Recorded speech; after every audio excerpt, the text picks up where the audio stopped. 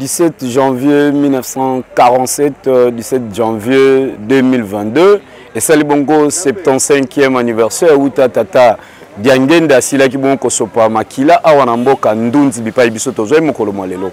Ezali bongo na territoire ya Mwanda na ville province na province ya Congo central. Biso bande kona bino ya GK pour Kimbangu TV tolobaki ete ezali chaîne ya ba événement réel ya papa Sumo Kimbangu Kiangabi. Ndeto longo mboka Kinshasa po ete tokoka kotalisa bino lolenge kani journée yango ekolekaka awana mboka Mwanda. Pamba te mokolo mwalelo soko tamboli mwa bipai na bipai bamisusu kilte kokota kate kasi yango to yena bokebi nyoto ko kolakisa mayema za ekoleka awa na mboka Mwanda to tiki bino buko ko Holanda na bokebi nyoso tokutani mbala yasi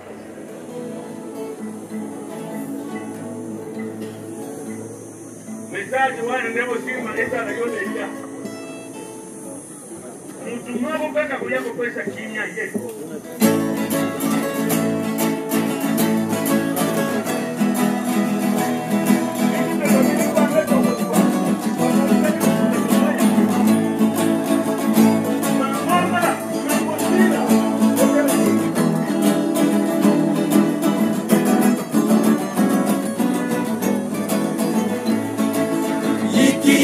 ya mokili ekoki kosila soki te ata bato ya mayele bakoluka kopesa kimia mobulu ya mokili kowela na bebitumba ekoki kosila te ata bakosala makita mingi pwete bapesa kimia ekoki kosimba te nyonso wana se bisalasala ya pamba kati na bapakano nyonso wana se bisalasala ya pamba kati na bapakano iki ya mokili ekoki kosila soki te ata bato ya mayele bakoluka kopesa kimia mobulu ya mokili kowela na bebitumba ekoki kosila te ata bakosala makita mingi kwete bapesa kimia ekoki kosimba te nyonso wana se bisalasala ya pamba kati na bapakalo nyonso wana se bisalasala ya pamba kati na bapakalo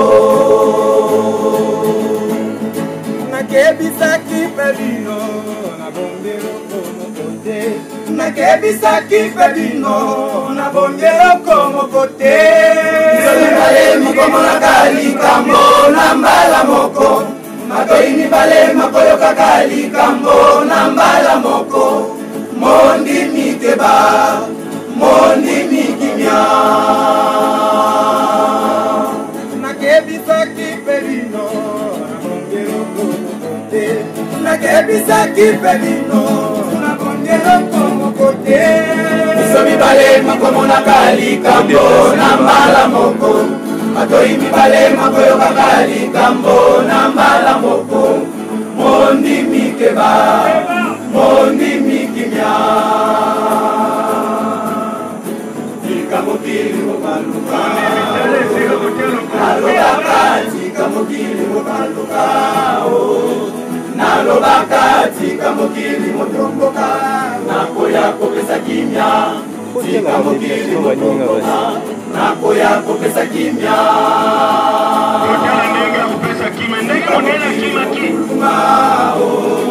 nalobaka tika mokili motomboka nalobaka tika mokili mobaluka nakoya kopesa kimya tika mokili mobaluka nakoya kopesa kimya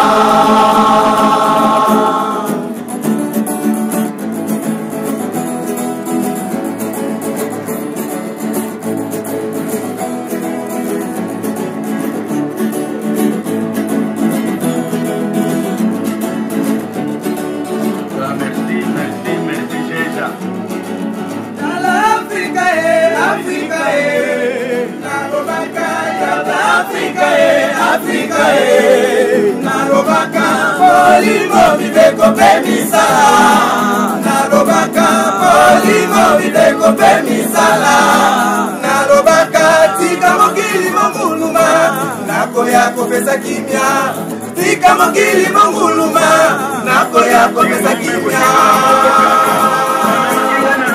tika mokili monguluma nalobaka tika mokili monguluma nalobaka tika mokili mobaluka nakoya kopesa kimia tika mokili mobaluka nakoya kopesa kimia tika mokili monguluma nalobaka tika mokili motomboka nalobaka tika mokili mobaluka nakoya kopesa kimia tika mokili mobaluka nakoya kopesa kimia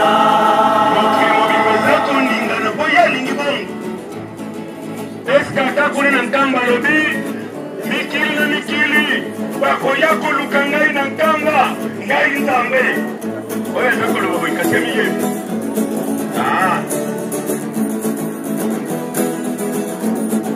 Papa muta fuma panza nalobaka fuma panza fuma longo nalobaka bolingo bibeko pe misala nalobaka bolingo bibeko pe misala nalobaka tika mokili monguluma nakoya kopesa kimia tika mokili monguluma nakoya kopesa kimia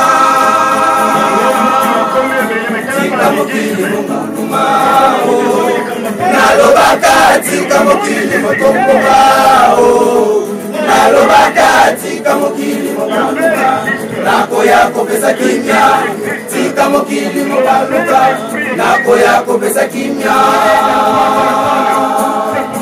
tika mokili monguluma nalobaka tika mokili motomboka nalobaka tika mokili mobaluka nakoya kopesa kimia tika mokili mobaluka nakoya kopesa kimia.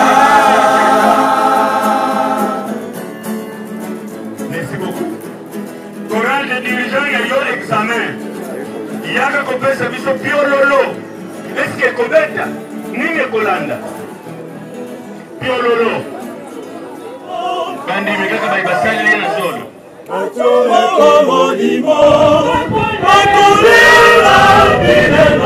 yekula kulele soki na soprano soki na barito soki na tenor soki na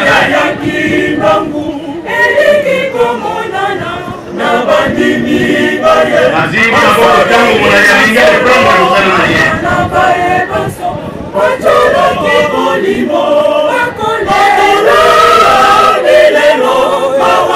Osio Saint-Esprit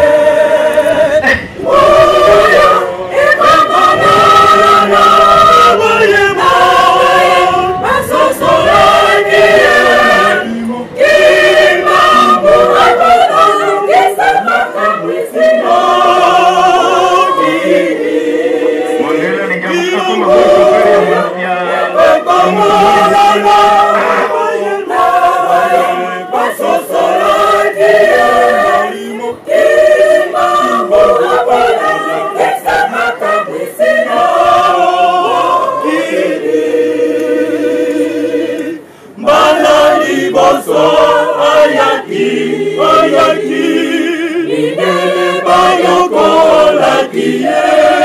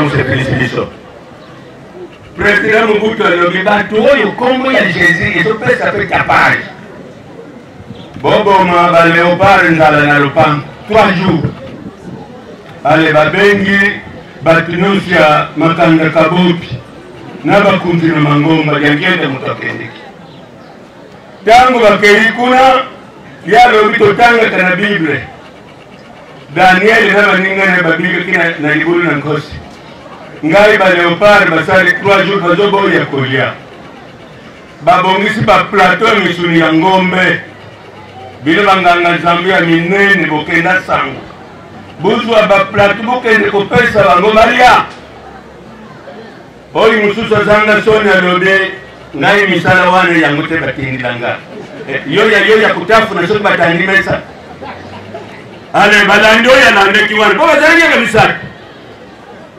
oya mibala alobi eloko wana na kokoka ngo te pesa papa jengene tango balobi na papa jengene ya alobi basali mikoloni temisa kolia te bo oya alingi kokende na ngai bolia toke yo ozosapene baléopard bazanza kende na yo mais tosala ngo d'une façon écuménique te kende na yo asengi fungula na Mobutu akei afungule lopango ya monene akoti na misuni yango ya ngombe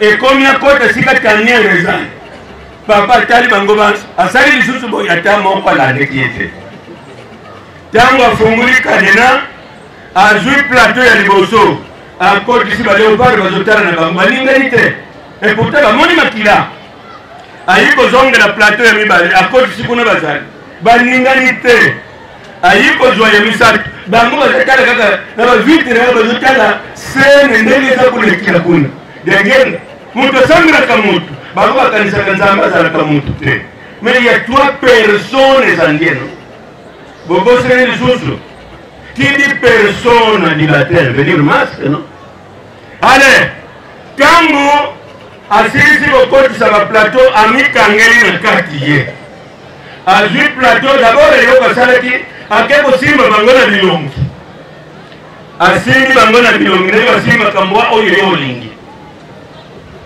ale atalisi amemi pembeni léopard baléopard oyo basali 3 jours kolia te bazozwa mosuni na discipline moko na moko ake kolela na kwe akozonga koya kozwa papa dengende azali kaka wana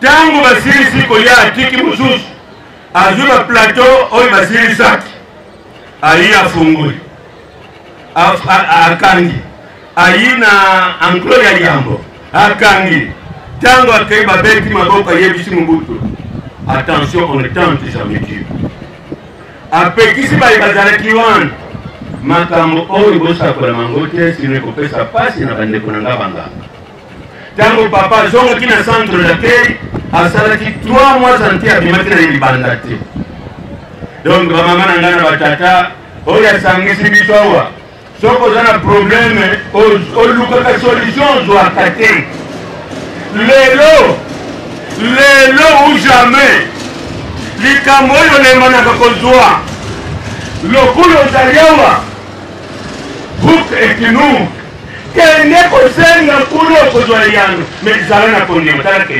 condition kondima même littéra alobaki ke mpona sali sola fides et sola scriptura zala na kondima mpe tanga mingi makomi sola fides kondima et sola scriptura eh bien tala pote baza kozala biso na culture ya monene oyo avant goût ngai nasepuli koyoka papa mfumu ayi kotelema awa alobi makambo oyo boza koyoka na mboka na ngai eza ya solo ate olobi o nom de jésus na ntango wana awa akokatisa te nazokosa bana mwando ye mfumu ye wana kokende kotuna ye awa ezalaki sukisa ata ozana mariele nini awa akoleka te apres lisusu te yolekawa komo kuti esika kunga bananga sangisa na yoba Mungu ndengo lingeli na kombo na tata na mwana pe mulimo santo amen. Kibangizo ye kika totonda maeba pesi miso na kombo misa kabul o kombo na tata mwana mulimo santo.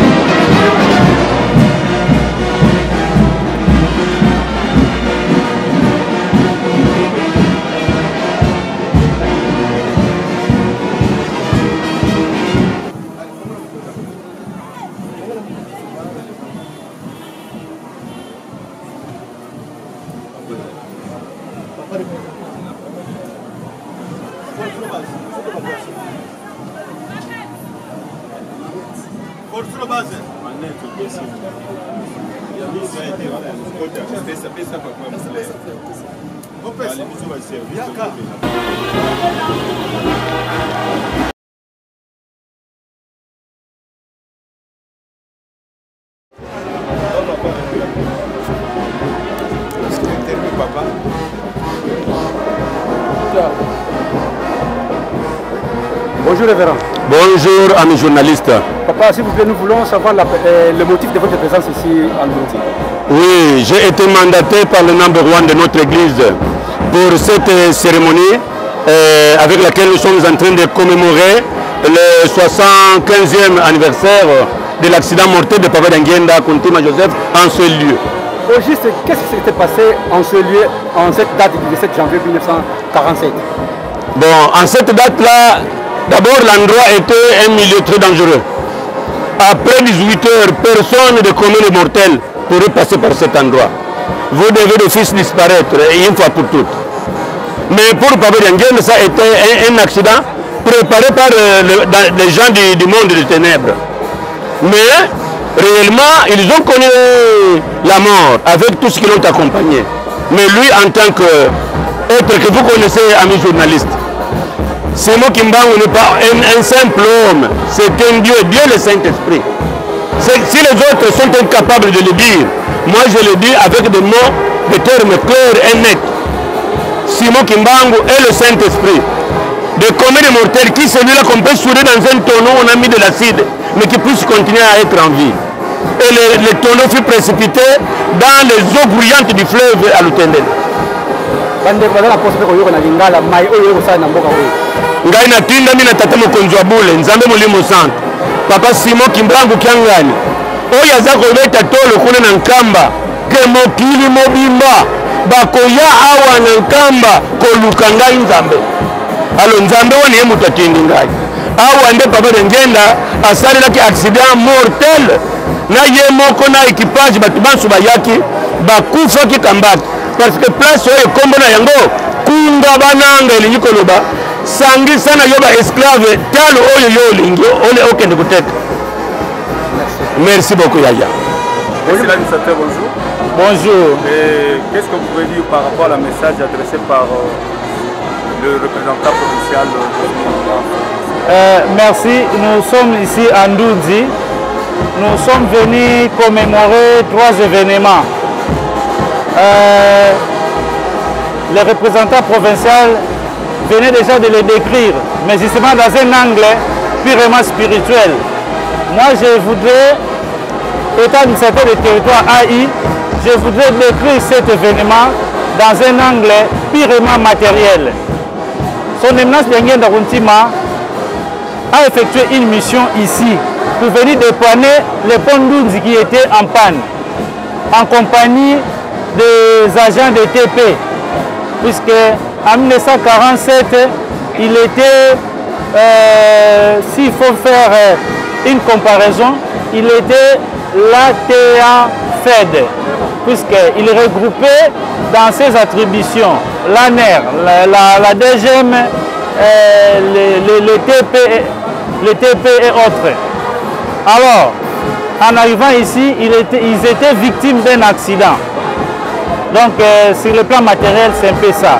Le deuxième événement, nous sommes venus commémorer l'anniversaire, le 61e anniversaire de la mort des héros national Lumumba, qui était assassiné le 17 janvier 1961, le premier ministre congolais.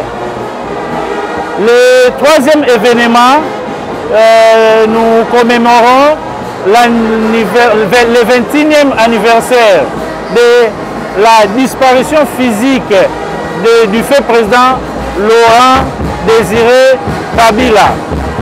Je me rappelle une de ses meilleures citations, « Ne jamais trahir le Congo ». Ce sont les gens qui se sont sacrifiés, pour libérer le Congo. Or, en voulant libérer le Congo, c'est toute l'Afrique qu'il voudrait libérer. Pourquoi? Si nous nous référons à l'histoire Congo, Léopold II de Duc de Bramba désignait les 6 provinces du royaume de Congo comme la colonne vertébrale de l'Afrique.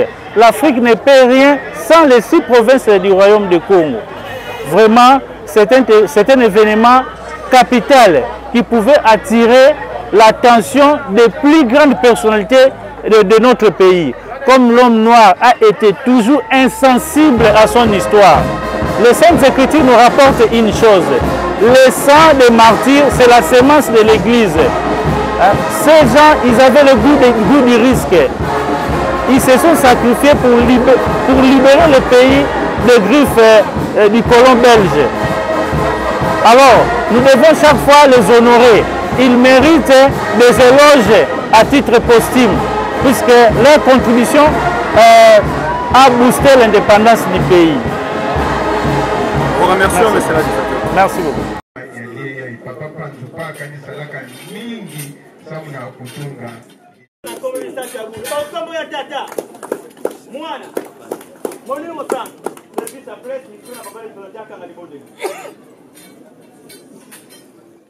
Tout ensemble.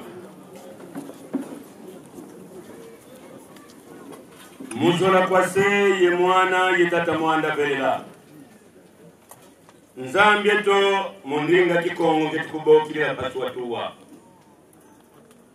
Aksilai mosi ya tata dengenda buka sambili na mufalisi tata kimbangu kakakumwila. Sambili di mudingala kakawilwa ko. Nateka vovovo tata ungwa kwame. Emboki tata Simoni Kimbangu vene mvutu kwa tata dengenda. Mumpasi zanzi kabwilo. Kule lukulu. Nzambi tutwizi libaba tata dengenda kuntima. Ingi tuimosi ngengi kwa ni tata Simoni Kimbangu jangani.